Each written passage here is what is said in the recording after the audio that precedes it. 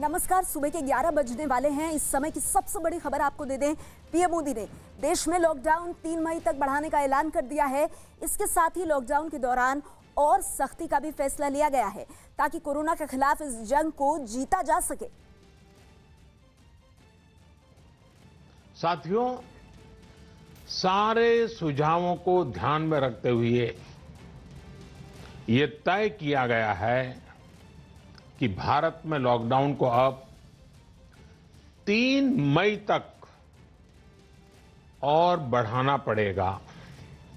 यानी 3 मई तक हम सभी को, हर देशवासी को लॉकडाउन में ही रहना होगा।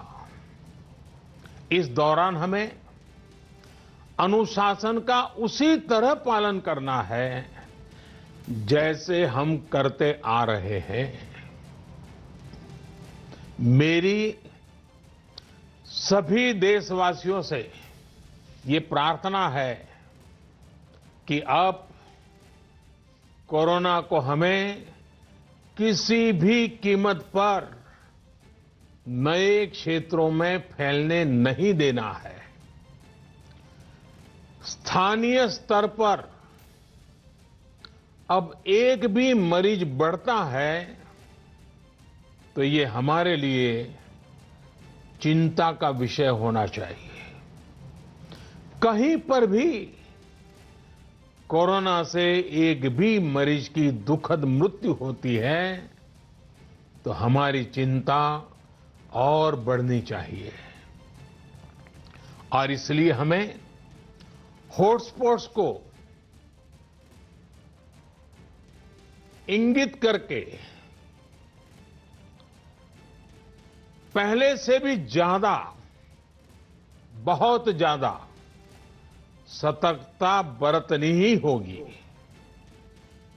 तो हमारे साथ इस वक्त संजय झा जी मौजूद हैं, जल संसाधन मंत्री हैं बिहार के, और साथ ही बिहार में कोरोना से जुड़े मामलों को भी बहुत ही नजदीक से देख रहे हैं। उनकी पैनी नजर है जो पूरी व्यवस्था बिहार में की गई है। संजय जी, प्रधानमंत्री को हमने सुना आज के संबोधन में हॉटस्पॉट्स पर बहुत जोर था प्रधानमंत्री का, और उन्होंने कहा कि हमें ये गांठ बांध लेना है कि कोई नया हॉटस्पॉट नहीं बनने देना है। अगर मैं बिहार के परिप्रेक्ष्य में आपसे जानना चाहूं तो प्रधानमंत्री के संबोधन के बाद सरकार के स्तर पर, प्रशासन के स्तर पर किस तरह की तैयारियां होंगी सर, जिससे ये सुनिश्चित हो कि संक्रमण और आगे ना फैले और हॉटस्पॉट्स को हम जितना हो सके कंटेन कर सकें? बिहार बहुत बड़ा केस स्टडी है। अभी आपने 1-2 जगह का नाम बताया। उनका जीवन रहा है जिससे करोड़ों भारतीय जनता पार्टी के कार्यकर्ता और देशवासियों को प्रेरणा मिलती है, और उस प्रेरणा के आधार पर हम सब लोग सामाजिक समरसता के लिए काम करते हैं। डॉक्टर भीमराव अंबेडकर जी बचपन से ही मेधावी थे। समाज के प्रति उनका दायित्व के प्रति वो कर्तव्यनिष्ठ थे, और वो पूरी ताकत के साथ समाज में परिवर्तन के लिए कार्य उन्होंने सारे जीवन किया। हम जानते हैं कि वह सामाजिक कुरीतियों के खिलाफ उनका जीवन समर्पित रहा। उनका समाज में सामाजिक दृष्टिकोण, आर्थिक दृष्टिकोण और संवैधानिक दृष्टिकोण में जो उनका योगदान रहा, उसको भारत कभी भुला नहीं सकता। तो बीजेपी के राष्ट्रीय अध्यक्ष जेपी नड्डा को आप सुन रहे थे, हर तरफ से प्रतिक्रियाएं आ रही हैं। जी संजय जी, मैं एक बार फिर से आपका रुख करूंगी, अपनी बात पूरी कीजिए सर। हाँ, मैं ये बता रहा था कि नेपाल से 7 जिला बिहार का जुड़ा हुआ है। आपको पता है कि इतनी बड़ी संख्या में जो माइग्रेंट्स यहाँ पर आए, लेकिन 21 दिनों का जो रिपोर्ट है, बिहार में जिस हिसाब से लॉकडाउन और सोशल डिस्टेंसिंग का पालन किया, या बिहार सरकार ने जिस हिसाब से यह काम किया, बहुत हम लोगों ने कोई पब्लिसिटी या नॉइज नहीं किया। लेकिन आपको पता है कि बिहार में अब मिनिमम केस हैं। 1-2 हॉटस्पॉट बना भी था तो वहाँ ऑलमोस्ट 0 हो गया है। तो आने वाले टाइम में चैलेंज तो है ही, मैं ये नहीं कह सकता कि चैलेंज नहीं है। इस चीज़ को करना, लोगों की परेशानी भी है, परेशानी बढ़ रही है लोगों की, लेकिन निश्चित रूप से बिहार के लोगों ने जितनी सक्रियता से और जिस हिसाब से कॉपरेट किया है सारे चीज़ में, इसीलिए ये संभव हो पाया है।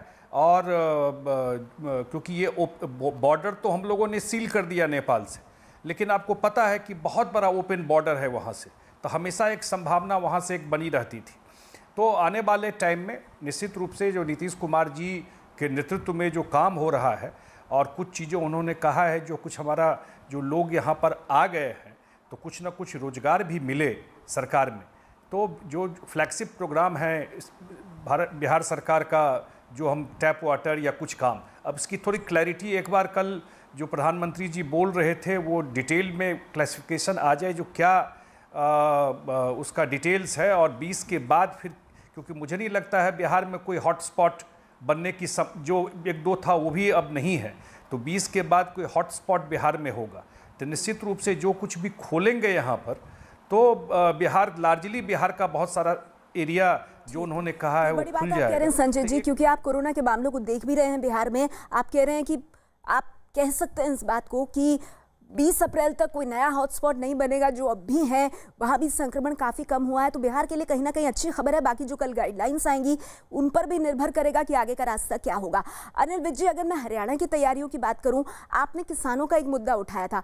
प्रधानमंत्री ने आज रबी की फसल की कटाई की बात की और उन्होंने कहा कि 20 अप्रैल के बाद ये जो तमाम क्षेत्र हैं, खासतौर पर किसानों को जो समस्याएं आ रही हैं, ऐसे में राज्य सरकार और किसानों को ज्यादा दिक्कत ना हो, इसे भी ध्यान में रखा जाएगा। तो इस पर आपका क्या कहना है, क्योंकि किसानों का मुद्दा एक बड़ा मुद्दा है हरियाणा के लिए भी। देखिए, हमारे लिए ये बहुत बड़ी बात है, क्योंकि हम ना केवल अपने हरियाणा के लिए, हम सारे देश के फूल में भी सबसे ज्यादा अनाज देते हैं। तो कटाई का सीजन है और उसके लिए हमने सारी व्यवस्थाएं बना ली हैं। हमारे पास यहाँ पर मेरी फसल मेरा ब्यौरा नाम से एक पोर्टल है, उसके ऊपर किसान अपने आप को रजिस्टर करते हैं और सभी किसानों ने रजिस्टर उसके ऊपर कर दिया हुआ है। और हमने बहुत सारे परचेज पॉइंट बनाए हैं, सारे आम मंडियों से कई गुना ज्यादा। सभी स्कूलों को, सभी कॉलेजों को, जहां पर भी कहीं पक्का स्थान हमें मिला, हमने उसको मंडी में परिवर्तित किया है, ताकि कहीं पर भी भीड़ ना हो, कहीं पर भी जो सोशल डिस्टेंसिंग का नियम है वो ना टूटे। इसलिए सभी किसानों को बकायदा SMS से सूचना दी जाएगी कि आप इस तारीख को इस स्थान पर आइए और आपकी फसल की खरीद की जाएगी। और मुझे लगता है कि जिस ढंग से हमने योजना की है और किसानों की जो खरीद का मामला है वो अच्छे से निपट जाएगा।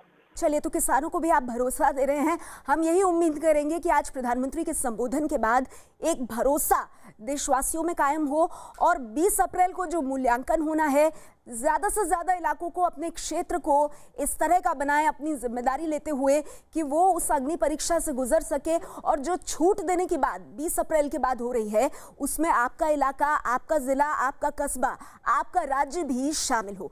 बहुत बहुत शुक्रिया अनिल विज जी आपका और संजय झा जी आपका। आप दोनों आए और हरियाणा और बिहार की स्थिति के बारे में आपने बात की। और मैं इस वक्त बता दूं, हमारे साथ हमारे रिपोर्टर्स भी मौजूद हैं। लखनऊ से अजीत हमारे साथ हैं, उधर भोपाल से मनोज हमारे साथ जुड़ गए हैं और दिल्ली से दीपक रावत हमारे साथ मौजूद है। न्यूज रूम से लगातार हमारे पॉलिटिकल एडिटर अमिताभ सिन्हा हमारे साथ हैं। सबसे पहले मैं आपके पास आना चाहूंगी अजीत, प्रधानमंत्री का संबोधन पूरा उत्तर प्रदेश और लखनऊ बड़ा बेसब्री से इसका इंतजार कर रहा था। प्रधानमंत्री ने स्पष्ट कर दिया है 19 और दिन लॉकडाउन। क्या प्रतिक्रिया आ रही है, लोग क्या कह रहे हैं इसे लेकर? देखिए, बिल्कुल नेहा, इस बात के तो आसार लगाए जा रहे थे कि लॉकडाउन की समय सीमा 2 सप्ताह बढ़ेगी, लेकिन 19 दिन प्रधानमंत्री ने बढ़ा दिया है। हालांकि प्रधानमंत्री के संबोधन के बाद इस वक्त मुख्यमंत्री आवास पर योगी आदित्यनाथ की एक बड़ी बैठक चल रही है और उन्होंने अपनी उन टीम 11 को बुलाया है जिनके ऊपर पूरे उत्तर प्रदेश यानी 23 करोड़ जनता की जिम्मेदारी योगी आदित्यनाथ ने सौंपी है। उनके साथ वो बैठक कर रहे हैं। हालांकि जो लोग थे वो पहले से ही तैयार थे, क्योंकि पहले ही मुख्यमंत्री ने कहा था कि अभी लड़ाई आगे चलेगी और इसके लिए हमें तैयार रहना होगा। उसके पहले भी जब प्रधानमंत्री का संबोधन हुआ था तो उन्होंने कहा था कि लड़ाई लंबी है, तो उस दिशा में उत्तर प्रदेश सरकार ने पहले ही काम कर लिए थे और 11 मंत्रियों की भी एक समिति बनाई है योगी आदित्यनाथ थे कि आखिर उत्तर प्रदेश में कैसे किन चीजों को आगे ले जाना है, सुधारना हो, चाहे मनरेगा मजदूरों की बात हो या फिर श्रमिकों की बात हो। इसके अलावा जो दैनिक मजदूर हैं, जो निराश्रित महिलाएं, सभी को खातों में पैसा दिया जा रहा है। 80 लाख लोगों को उत्तर प्रदेश सरकार ने घर पर राशन पहुंचाया है, खाद्यान्न पहुंचाया। तो इन सब चीजों को लेकर उत्तर प्रदेश पहले से ही तैयार था और यही बात लगातार योगी आदित्यनाथ भी कह रहे थे नेहा जब वो कि इस वक्त प्रधानमंत्री के संबोधन के ठीक बाद हमारे संवाददाता अजीत हमें लखनऊ से जानकारी देते हुए कि उत्तर प्रदेश के मुख्यमंत्री योगी आदित्यनाथ अपनी टीम 11 के साथ प्रधानमंत्री के संबोधन के बाद गहन चर्चा और मंत्रणा कर रहे हैं ताकि जो निर्देश आए हैं उन्हें सफलतापूर्वक यूपी में लागू किया जा सके। हम जल्दी से रुक करना चाहेंगे। मनोज शर्मा हमारे साथ भोपाल से मौजूद है। मनोज, मध्य प्रदेश सरकार की तरफ से इस वक्त किस तरह की गतिविधि देखने को मिल रही है, क्योंकि प्रधानमंत्री ने साफ कर दिया है देश भर में 3 मई तक लॉकडाउन का दूसरा चरण जारी रहेगा। मध्य प्रदेश के मुख्यमंत्री अभी 11 बजे से मीटिंग ले रहे हैं, क्योंकि जो कोविड-19 टीम है उन सारे अफसरों से बातचीत करने के बाद मुख्यमंत्री फैसला लेंगे कि कैसे इस लॉकडाउन को जो आगे 3 मई तक किस तरह से इसे मध्य प्रदेश में इम्प्लीमेंट करना है। लेकिन जो सूत्र हमको बता रहे हैं कि 20 अप्रैल तक मध्य प्रदेश में लॉकडाउन में किसी भी तरह की कोताही नहीं बरती जाएगी। यानी जो 52 जिले हैं उन 52 जिलों में लगातार लॉकडाउन अभी 20 अप्रैल तक तो लगातार चलेगा। उसके बाद जो हमें सूत्र बता रहे हैं कि इसके बाद प्रदेश को 3 भागों में कि जो रेड, ऑरेंज और ग्रीन एरियाज, रेड मतलब जिसमें इंदौर, भोपाल, उज्जैन जैसे हॉट स्पॉट शामिल हैं, जहां पर सरकार कोई कोताही नहीं बरत सकती, जहां पर लॉकडाउन का सख्ती के साथ लागू होना जरूरी है, तो वहां तो किसी भी तरह की गतिविधि नहीं होगी। और जो राशन वगैरह भी है वो भी सरकार चाहेगी कि पूरी सोशल डिस्टेंसिंग के साथ हो। छोटे से विजुअल आपको मैं दिखाऊंगा। ये अभी भोपाल में है। 3 मई तक लॉकडाउन शुरू हुआ। जब जैसे ही ऐलान हुआ उसके बाद यहाँ भोपाल का ये 6 नंबर मार्केट है और यहाँ पर राशन की दुकानें भोपाल में खोली गई है, लेकिन पूरी सोशल डिस्टेंसिंग के साथ लोग आते हैं, अपनी पर्ची देते हैं। पर्ची देने के बाद ये राशन की दुकानदार का काम है कि वो उस माल को उसके घर पहुंचाए। तो ये 6 नंबर का आलम है। इसके अलावा जो ऑरेंज जोन है, जहां पर 10 से कम मामले हैं नेहा, तो वहां पर थोड़ी सी छूट मिलेगी। दूध की दुकानें खुलेंगी, किराना दुकानें खुलेंगी, लेकिन कोई व्यापारिक गतिविधि नहीं होगी। और तीसरा ग्रीन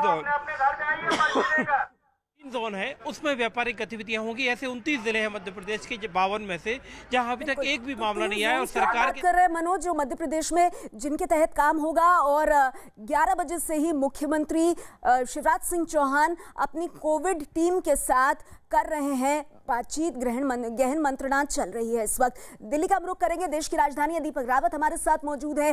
दीपक, दिल्ली की अगर बात करें, मुख्यमंत्री अरविंद केजरीवाल पहले से ही काफी एक्शन में है। दिल्ली में कई केसेस भी आए हैं। अब प्रधानमंत्री के ऐलान के बाद कि 19 दिन का और लॉकडाउन, दिल्ली में से ताजा खबर क्या मिल रही है, किस दिशा में रणनीति आगे बढ़ रही है दिल्ली में?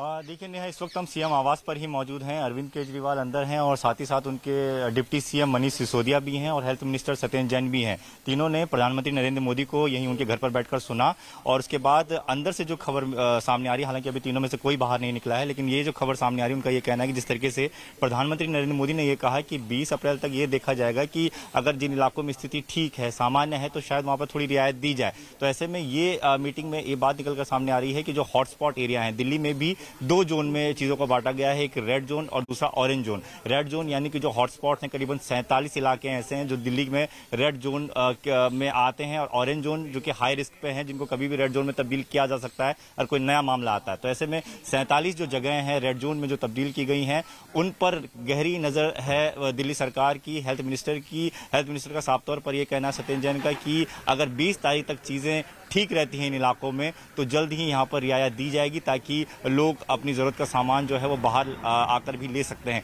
तो फिलहाल मीटिंग अभी अंदर चल रही है, तीनों लोग बैठे हुए हैं और कोई अगर बाहर निकल कर आता है तो उनसे जानने की कोशिश करेंगे कि सरकार की तैयारी आखिर क्या है आगे के लॉकडाउन को लेकर।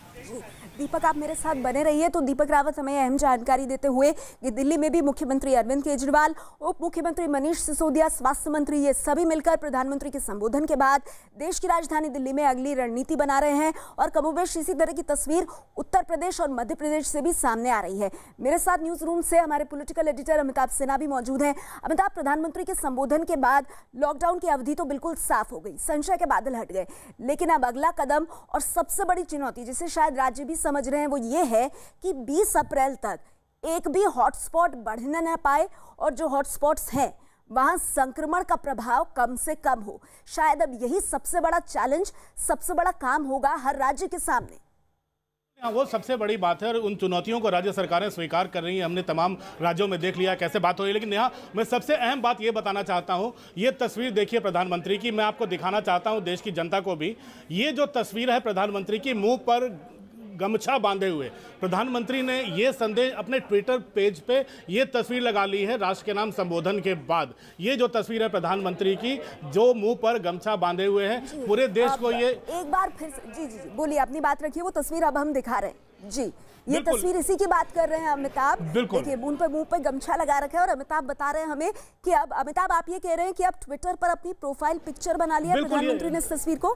बिल्कुल बिल्कुल यही बताना चाह रहा हूं कि प्रधानमंत्री ने अब तुरंत अभी मिनटों में अपनी तस्वीर बदली है ट्विटर पर, अब राष्ट्र के नाम संदेश देने के बाद। और ये संदेश देने की कोशिश की है कि घर का बना हुआ अगर फेस मास्क हो, चाहे वो घर का आपका गमछा ही क्यों हो जिसको आप इस्तेमाल करते हैं, वो अपने चेहरे को ढक कर रखें। ये देश की जनता को संदेश देने की कोशिश है। अपने ट्विटर के जो भी की इस तस्वीर के माध्यम से तुरंत उन्होंने अपना प्रोफाइल बदला है और देश की जनता को संदेश देने की कोशिश की है। और सबसे बड़ी और अहम बात है कि जो बात 30 अप्रैल तक की हो रही थी लॉकडाउन बढ़ाने की, 1 मई को लेबर डे है, 2 और 3 को सैटरडे संडे है, इसलिए 3 दिन और बढ़ाया गया है। इसके पीछे कोई लॉकडाउन 3 हफ्ते करने की या 19 दिन करने की कोई सोच नहीं है, इसको सोचते हुए बढ़ाया गया है कि उस पर तो मैं आऊंगी आगे, लेकिन जिस तरफ आपने दर्शकों का ध्यान आकर्षित किया है, जरा वो तस्वीर जो हम अपनी टेलीविजन स्क्रीन पर लगातार दिखा रहे हैं, इस तस्वीर के बहुत मायने हैं।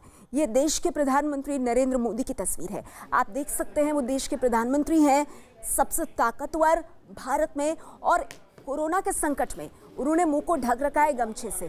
तो किस तरह से वो एक संदेश दे रहे हैं, कपड़े से चेहरा ढक के, और उन्होंने ट्विटर पर अपनी प्रोफाइल पिक्चर रखी है और साथ में उन्होंने हाथ जोड़ रखे हैं।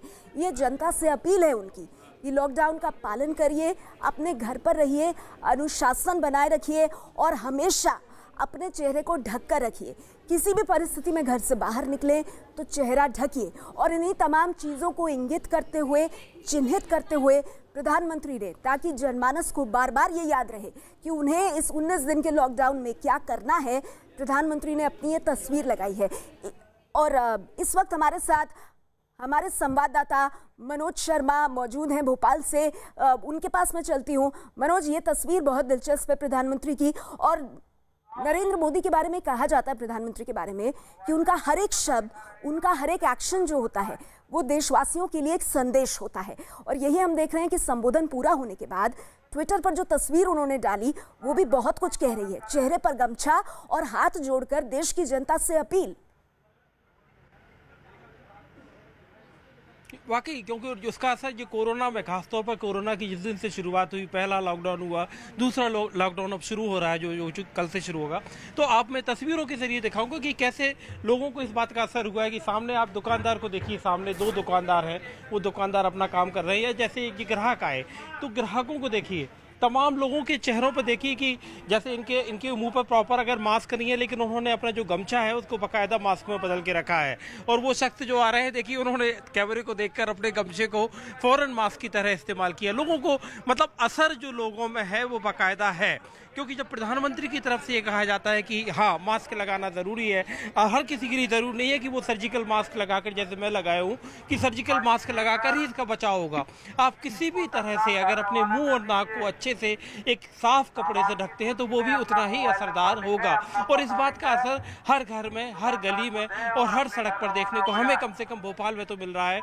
और भोपाल चूंकि हॉट स्पॉट में शामिल है, और भोपाल के जो मामले बीते 2 दिन में उतनी तेजी से नहीं बढ़े हैं जितनी तेजी से उसके पहले बढ़ रहे थे। हालांकि इंदौर अभी भी सरकार के लिए चिंता का विषय बना। इसका अद्भुत मिश्रण था। जनता से उन्होंने 7 सहयोग मांगे हैं, उसमें लॉकडाउन और सोशल डिस्टेंसिंग की लक्ष्मण रेखा पार न करे, यानी दूरी से व्यवहार करे और बाहर ना जाए, घर में ही रहे, ये उन्होंने अपील किया है। और समाज के सभी वर्गों की चिंता की है। रोज मजदूरी करने वाले, असंगठित मजदूर भी और दिहाड़ी वाले, सबकी चिंता उन्होंने की है। गरीबों की चिंता की है और बुजुर्गों का भी ख्याल रखने को कहा है। मुझे पूरा विश्वास है देश के 130 करोड़ जनता इसमें पूरा सहयोग देगी। ये 19 दिन और ये लॉकडाउन को बहुत तरीके से मनाएगी, क्योंकि इसी से हम कोरोना का खिलाफ का जंग जीतेंगे। और अनेक देश जहां सफल नहीं हो पाए या उनको बहुत भारी कीमत चुकानी पड़ी, भारत ठीक तरीके से कोरोना की लड़ाई जीतेगा। केंद्रीय मंत्री प्रकाश जावड़ेकर को आप सुन रहे थे, जिन्होंने प्रधानमंत्री के 7 मंत्रों का जिक्र किया, जो हम आपको दिखा भी रहे हैं, जिनमें अपने घर के बुजुर्गों का विशेष ध्यान रखने से लेकर गरीब परिवार की मदद करना तक शामिल है। सुनिए प्रधानमंत्री ने क्या कहा। मैं आपका साथ मांग रहा हूं, 7 बातों में आपका साथ। पहली बात, अपने घर के बुजुर्गों का विशेष ध्यान रखें, विशेषकर ऐसे व्यक्ति जिन्हें पुरानी बीमारी हो, उनकी हमें एक्स्ट्रा केयर करनी है, उन्हें कोरोना से बहुत बचाकर रखना है।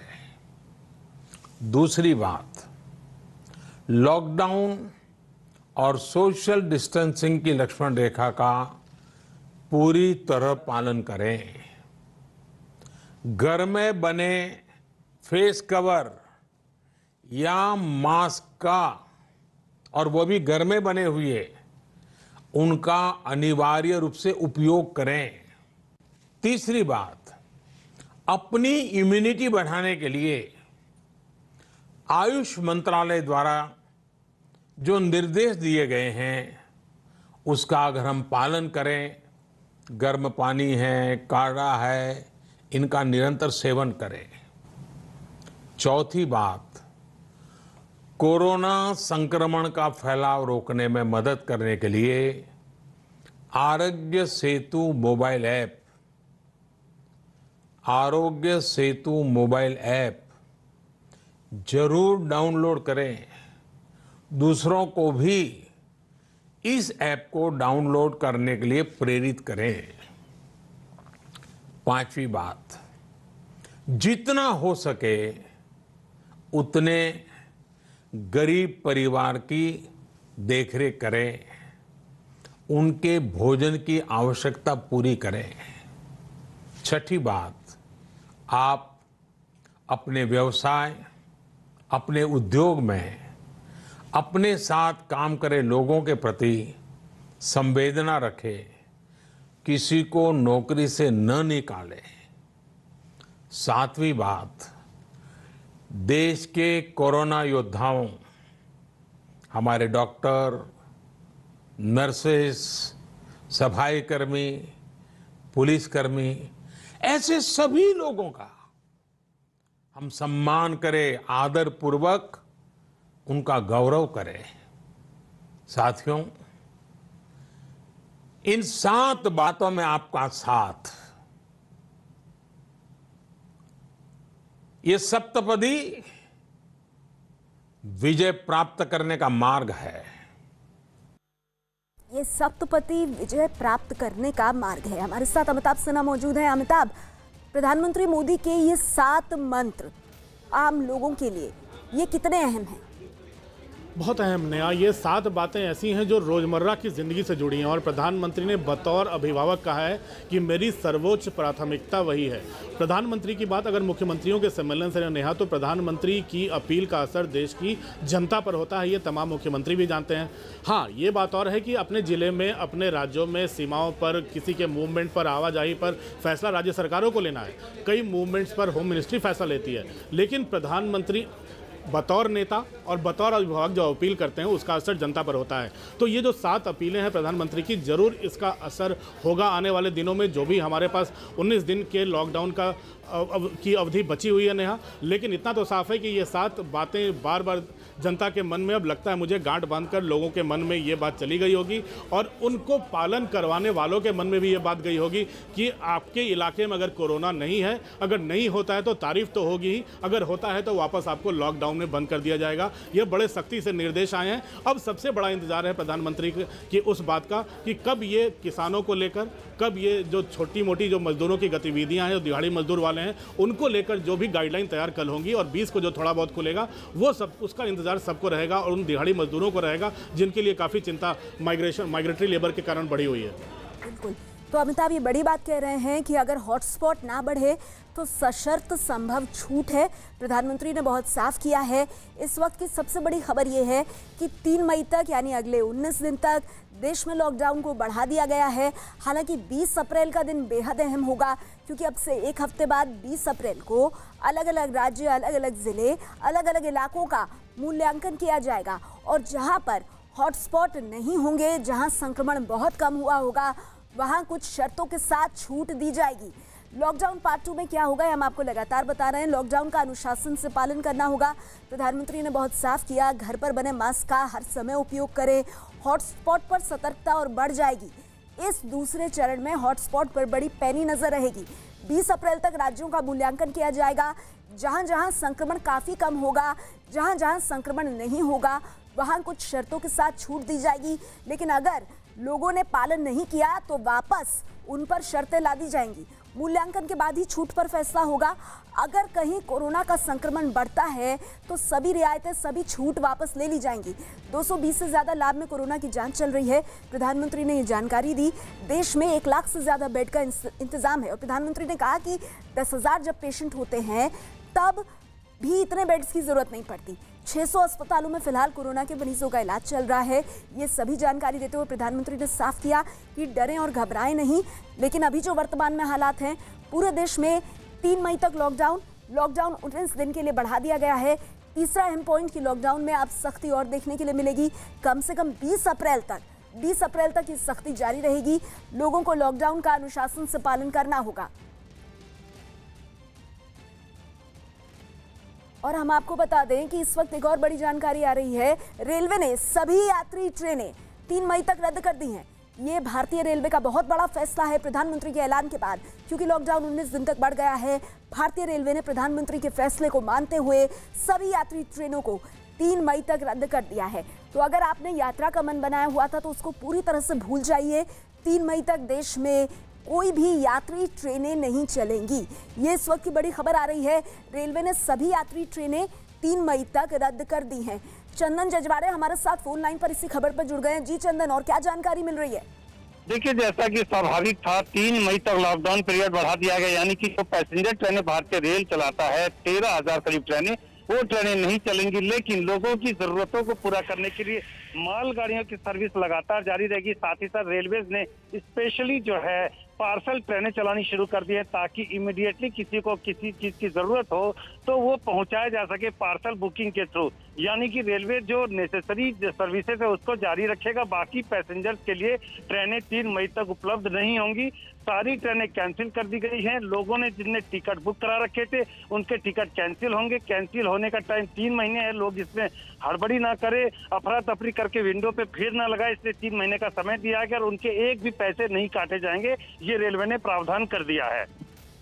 शुक्रिया चंदन आपका इस जानकारी के लिए। तो चंदन हमें बहुत बड़ी खबर दे रहे हैं कि प्रधानमंत्री के लॉकडाउन को 19 दिन बढ़ाने के ऐलान के बाद रेलवे ने बड़ा फैसला लिया है। सभी यात्री ट्रेनें 3 मई तक देश भर में रद्द कर दी गई हैं। चंदन हमें ये भी बता रहे थे कि जिन लोगों के टिकट बुक है 3 मई तक, अगर वो घबराए नहीं, उनके टिकट कैंसिल होने के बाद उनको पूरा पैसा रिफंड होगा, कोई उनका राशि नहीं काटी जाएगी। और 3 महीने का वक्त है, इसीलिए ना घबराएं और ना कहीं जाकर भीड़ लगाएं। तो 3 मई तक ट्रेन सेवा, यात्री ट्रेन सेवा भारतीय रेलवे ने बंद करने का फैसला रखा है। और ये बिल्कुल तय लाइन पर हो रहा है, क्योंकि प्रधानमंत्री ने आज सुबह 10 बजे एक बेहद अहम संबोधन में लॉकडाउन की समय सीमा को बढ़ा दिया है। आज 21 दिन के लॉकडाउन का आखिरी दिन था, तो अब कल से 19 दिन का लॉकडाउन एक बार फिर से शुरू होगा, जो 3 मई तक चलेगा। हालांकि इसके बीच में एक बेहद अहम पड़ाव आएगा 20 अप्रैल का, जब जिन जिन इलाकों में हॉटस्पॉट नहीं है वहां पर सशर्त रियायत मिलेगी।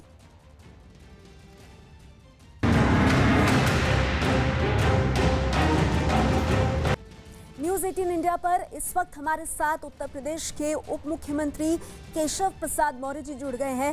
केशव जी, बहुत बहुत स्वागत है आपका न्यूज़ 18 इंडिया पर। सबसे पहले आज प्रधानमंत्री का राष्ट्र के नाम जो संबोधन रहा और जिस तरह से 19 दिन का लॉकडाउन उन्होंने बढ़ाया है, उस पर मैं आपकी सरकार में होने के नाते प्रतिक्रिया चाहूंगी। सबसे पहले तो देश की 130 करोड़ जनता माननीय प्रधानमंत्री श्री नरेंद्र मोदी जी के मार्गदर्शन में तो चल ही रही है। अगर मैं यह कहूं कि आज पूरा विश्व जैसा माननीय प्रधानमंत्री जी करते हैं वैसा ही करने लगता है तो कोई अत्योक्ति नहीं होगी। आज जो 3 मई तक के लिए लॉकडाउन बढ़ाने की घोषणा माननीय प्रधानमंत्री जी के द्वारा की गई है, उत्तर प्रदेश की सरकार के द्वारा फैसले का स्वागत करते हैं और इस फैसले का पालन सुनिश्चित किया जाएगा, क्योंकि हमारे प्रधानमंत्री जी के मार्गदर्शन का ही परिणाम है कि दुनिया के सर्वसंपन्न राष्ट्र आज तबाही के कगार पर हैं, चूंकि समय से वह निर्णय नहीं लिए थे और आज हमारा देश संक्रमण है, लेकिन समय से निर्णय के कारण इतनी बड़ी आबादी वाले देश में इतने कम नंबर में अगर हमारे यहाँ संक्रमित लोग हैं, अगर इसके अंदर तबलीगी जमात के लोग नहीं अपनी संख्या बढ़ाते, जैसे मैं अगर यूपी की ही बात करूं तो हमारे यूपी के अंदर 550 संक्रमित लोग इस समय जिनका इलाज चल रहा है, उसमें से 307 की संख्या अकेले तबलीगी जमात से संबंधित लोगों की है। मैं यह मानता हूं कि माननीय प्रधानमंत्री जी का जो निर्णय होता है वह देशवासियों के हित में होता है, देश के हित में होता है। और आज जो भी उन्होंने अपील देश से किया है, जो 7 आग्रह उन्होंने किया है, मुझे लगता है हम सब लोग मिलकर के उसका पालन करेंगे और कोरोना संक्रमण के संकट पर विजय प्राप्त करेंगे। जी केशव जी, हॉटस्पॉट्स को लेकर प्रधानमंत्री ने अपने संबोधन में बात रखी और उन्होंने कहा कि 20 अप्रैल को इस बात का मूल्यांकन किया जाएगा कि किन राज्यों को, किन इलाकों को शर्तों के साथ छूट दी जाएगी। अगर उत्तर प्रदेश सरकार की बात मैं कहूं तो आप लोगों की क्या रणनीति है और हॉटस्पॉट्स को लेकर इस वक्त यूपी में किस तरह की स्थिति है? देखिए, हम लोगों ने उत्तर प्रदेश के अंदर माननीय प्रधानमंत्री जी के मार्गदर्शन के क्रम में पहले ही यह सारी व्यवस्थाएं हॉट स्पॉट जो तय करने का था वो हमने तय किया है, उसको सील किया है।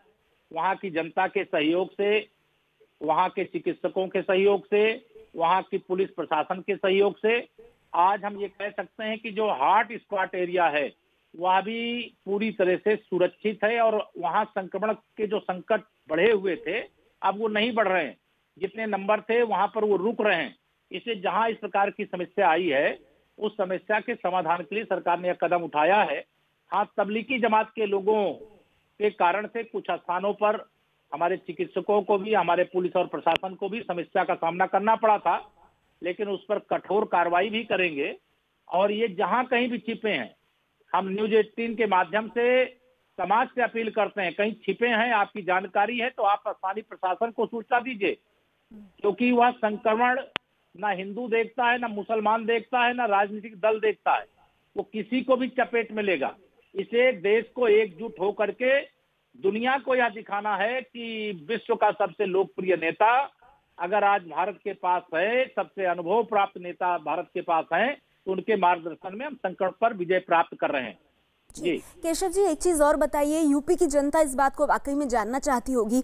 हॉटस्पॉट्स पर तो पहले से ही बहुत सख्ती उत्तर प्रदेश की सरकार, आप लोगों की सरकार कर रही है, लेकिन क्या कुछ ऐसे भी इलाके हैं यूपी में जहां पर संक्रमण अभी नहीं फैला है, संक्रमण का खतरा बहुत ही कम है और 20 अप्रैल को वो इलाके उम्मीद कर सकते हो कि वहां पर कुछ शर्तों के साथ रियायतें मिल जाएं उन्हें?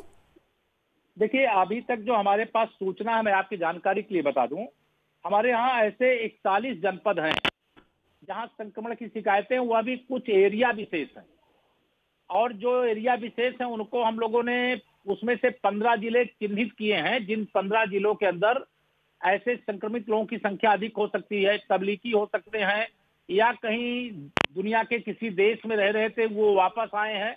इन बातों को ध्यान में रख करके हमारी सरकार ने माननीय प्रधानमंत्री जी के मार्गदर्शन में पहले ही यह निर्णय लेने का काम किया है, जिसके क्रम में 41 जनपद हैं और उसके अंदर भी जहां पर एकदम नहीं है, जैसी कल गाइडलाइन भारत सरकार के माध्यम से, जैसा माननीय प्रधानमंत्री जी ने राष्ट्र के संबोधन के समय कहा है, उसी के हिसाब से उत्तर प्रदेश सरकार 100% पालन करेगी और उसी रास्ते पर चलेगी। इसी रास्ते पर चलने से ही देश को और प्रदेश को बचाया जा सकता है। जी केशव जी, एक अहम बात और प्रधानमंत्री ने कही, उन्होंने अपने संबोधन में ये बात बहुत साफ तौर पर कही कि रबी की कटाई का ये सीजन है, किसानों के लिए कोई मुश्किल ना हो, राज्य सरकारों के लिए कोई मुश्किल ना हो, इसीलिए कल जो गाइडलाइंस जारी होंगी 20 अप्रैल को जो थोड़ी बहुत रियायत मिलेगी उनमें इन चीज़ों का ध्यान रखा जाएगा।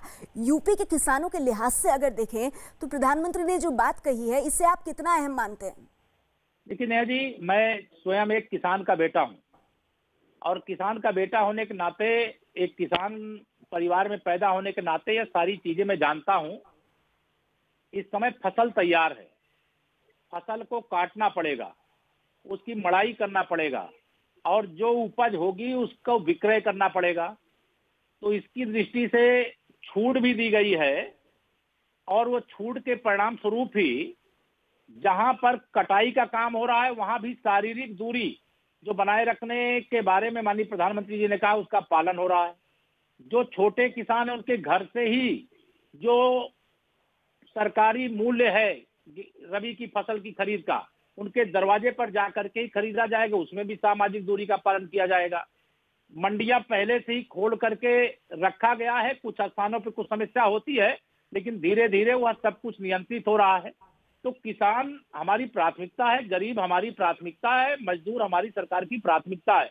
और हमारे प्रधानमंत्री जी ने भी आज अपनी अपील में यही बात कही है कि मुझे सबसे ज्यादा कष्ट अपने गरीबों और किसानों मजदूरों का है। तो वही बात हम भी दोहरा रहे हैं कि हमें भी सबसे अधिक चिंता उसी तबके की है जिसके पास रोज कमा करके खाने की व्यवस्था थी और आज वो कमा नहीं पा रहा है। तो उसको जो दे सकते हैं केंद्र सरकार के माध्यम से, प्रदेश सरकार के माध्यम से वो देने का काम किया जा रहा है। जी केशव जी, चलते चलते आखिर में आपसे एक सवाल का जवाब मैं लेना चाहूंगी और चाहूंगी कि एक अपील आप जरूर करें न्यूज़ 18 इंडिया के इस मंच से। प्रधानमंत्री ने अपने संबोधन के बाद, और आपने भी ये देखा होगा, उन्होंने ट्विटर पर अपनी प्रोफाइल तस्वीर जो है उसको बदला है जिसमें उनका चेहरा गमछे से ढका हुआ है। जी, और उन्होंने जी हाथ जोड़कर अपील की है। तो आपके भी माध्यम से मैं चाहूंगी, जब देश के प्रधानमंत्री इस तरह की तस्वीर रख रहे हैं तो जनता में क्या संदेश हम दें?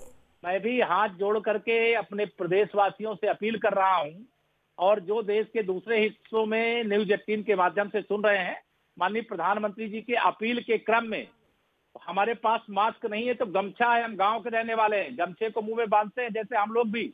ये गमछा मैं रखा हुआ हूँ आपसे बात करने के लिए केवल किया हूँ, ये गमछा बांध करके ही हम लोग इस समय मिलने का काम भी करते हैं, बात करने का भी काम करते हैं। तो इसके पीछे ये उद्देश्य है, प्रधानमंत्री जी देश को ये बताना चाह रहे हैं कि गमछे के माध्यम से ही हम संक्रमण से अपना बचाव कर सकते हैं।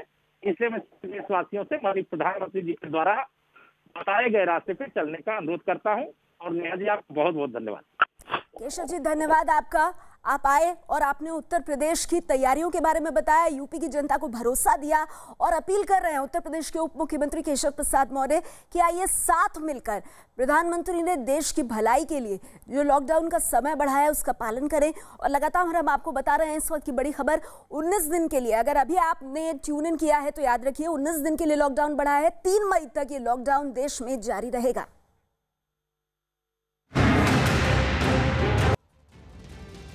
प्रधानमंत्री मोदी ने देश में 3 मई तक लॉकडाउन बढ़ाने का ऐलान कर दिया है और इसके साथ ही लॉकडाउन के दूसरे चरण में ज्यादा सख्ती करने की बात भी कही है। साथियों, सारे सुझावों को ध्यान में रखते हुए ये तय किया गया है कि भारत में लॉकडाउन को अब 3 मई तक और बढ़ाना पड़ेगा। यानी 3 मई तक हम सभी को, हर देशवासी को लॉकडाउन में ही रहना होगा। इस दौरान हमें अनुशासन का उसी तरह पालन करना है जैसे हम करते आ रहे हैं। मेरी सभी देशवासियों से ये प्रार्थना है कि अब कोरोना को हमें किसी भी कीमत पर नए क्षेत्रों में फैलने नहीं देना है। स्थानीय स्तर पर अब एक भी मरीज बढ़ता है तो ये हमारे लिए चिंता का विषय होना चाहिए। कहीं पर भी कोरोना से एक भी मरीज की दुखद मृत्यु होती है तो हमारी चिंता और बढ़नी चाहिए और इसलिए हमें हॉटस्पॉट्स को इंगित करके पहले से भी ज्यादा, बहुत ज्यादा सतर्कता बरतनी ही होगी। प्रधानमंत्री मोदी ने देश के नाम संदेश देने के बाद ट्विटर पर अपनी प्रोफाइल तस्वीर बदल दी है और घर में बने मास्क के साथ तस्वीर डाली है। पीएम मोदी लगातार घर में बने मास्क पर जोर दे रहे हैं। तो चेहरे को ढककर ये तस्वीर जो प्रधानमंत्री ने अपनी नई ट्विटर प्रोफाइल तस्वीर बनाई है, प्रधानमंत्री ने अपने संबोधन के बाद इस तस्वीर को बदला। आप वो स्क्रीनशॉट भी देख रहे हैं, प्रधानमंत्री का वेरीफाइड ट्विटर आईडी, जिसमें प्रधानमंत्री की जो प्रोफाइल तस्वीर है उसमें प्रधानमंत्री ने चेहरे पर अपने गमछे से मास्क बनाकर चेहरे को ढका हुआ है। और प्रधानमंत्री ने आज अपने संबोधन में भी और इससे पहले भी अलग अलग मौकों पर घर में ही बने मास्क का अनिवार्य रूप से इस्तेमाल करने पर जोर दिया है।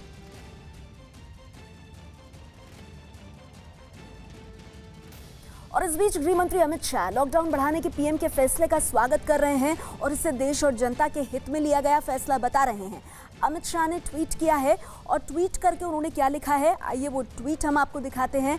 अमित शाह ने कहा है, आज जहां पूरा विश्व कोरोना वैश्विक महामारी से जूझ रहा है, वहीं प्रधानमंत्री नरेंद्र मोदी के नेतृत्व में भारत की जनता ने इससे लड़ने में एक उदाहरण प्रस्तुत किया है।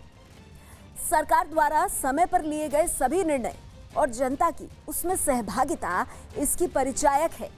आज प्रधानमंत्री नरेंद्र मोदी द्वारा कोविड-19 को फैलने से रोकने और इसको समाप्त करने के लिए देश भर में किए गए लॉकडाउन को 3 मई तक बढ़ाने का निर्णय भारत और भारतवासियों के जीवन और उनकी रक्षा के लिए लिया गया निर्णय है। आगे अमित शाह कह रहे हैं, इसके लिए मैं प्रधानमंत्री का हृदय से आभार व्यक्त करता हूं। तो अमित शाह देश के गृह मंत्री, उन्होंने प्रधानमंत्री के फैसले का स्वागत किया है। पीएम मोदी के लॉकडाउन बढ़ाने के ऐलान के बाद हवाई यात्रा की टिकटें रद्द करने की तैयारी की जा रही है। दरअसल 15 अप्रैल से 3 मई के बीच के लिए जो टिकटें बुक करवाई गई थी वो रद्द की जाएंगी। तो ये इस वक्त की बड़ी खबर है। हम आपको बता दें, 3 मई तक जो भी टिकट्स बुक की गई हैं हवाई यात्रा की, उनको रद्द किया जाएगा। 3 मई तक देश में कोई भी यात्री विमान नहीं उड़ेंगे क्योंकि खुद प्रधानमंत्री ने 19 दिन का लॉकडाउन रखा है, जिसमें कि 3 मई तक जिसकी मियाद है, इसीलिए 3 मई तक हवाई यात्रा की टिकटें भी रद्द करने की अब तैयारी की जा रही है। तो 3 मई तक बुक की गई टिकटों को रद्द किया जाएगा। 15 अप्रैल से 3 मई के भीतर जो भी टिकटें बुक हुई हैं उनको रद्द करने की तैयारी हो रही है। और इसका सबसे बड़ा कारण यही है कि लॉकडाउन को बढ़ाकर अब 3 मई कर दिया गया है, यानी 19 दिन के लिए और देश में लॉकडाउन है। ऐसे में 3 मई तक देश में कोई भी यात्री विमान उड़ान नहीं भरेगा और इसी वजह से हवाई यात्रा की टिकटें रद्द करने की तैयारी है। जेडीयू ने भी लॉकडाउन बढ़ाए जाने के फैसले को सही ठहराया है। प्रधानमंत्री नरेंद्र मोदी जी ने आज राष्ट्र के अभिभावक के रूप में जो देश को संदेश दिया है वो बेहद मार्मिक, मर्मस्पर्शी और उत्साहवर्धक भी है। उन्होंने ये कहा कि अर्थव्यवस्था लोगों की जान से ज़्यादा महत्वपूर्ण नहीं है। कई क्षेत्रों में उन्होंने किसानों और मजदूरों के लिए रियायत का ऐलान भी किया और साथ ही साथ उन्होंने 19 दिनों के इस लॉकडाउन का सख्ती से पालन करने की बात कही। हमारी पार्टी उनके इस संदेश का स्वागत करती है। दिल्ली के मुख्यमंत्री अरविंद केजरीवाल ने ट्वीट करके जानकारी दी है कि प्रधानमंत्री ने लॉकडाउन का पालन करने के लिए ये मापदंड तय किए हैं। दिल्ली में उनका पूरी तरह से पालन किया जा रहा है।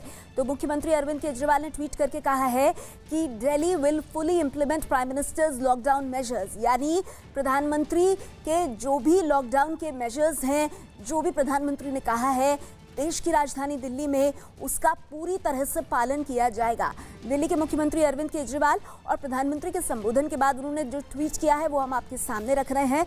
और साफ किया है अरविंद केजरीवाल ने कि दिल्ली में प्रधानमंत्री द्वारा लॉकडाउन के जो भी मापदंड तय किए गए हैं, दिल्ली उनका पूरी तरह से पालन करेगी।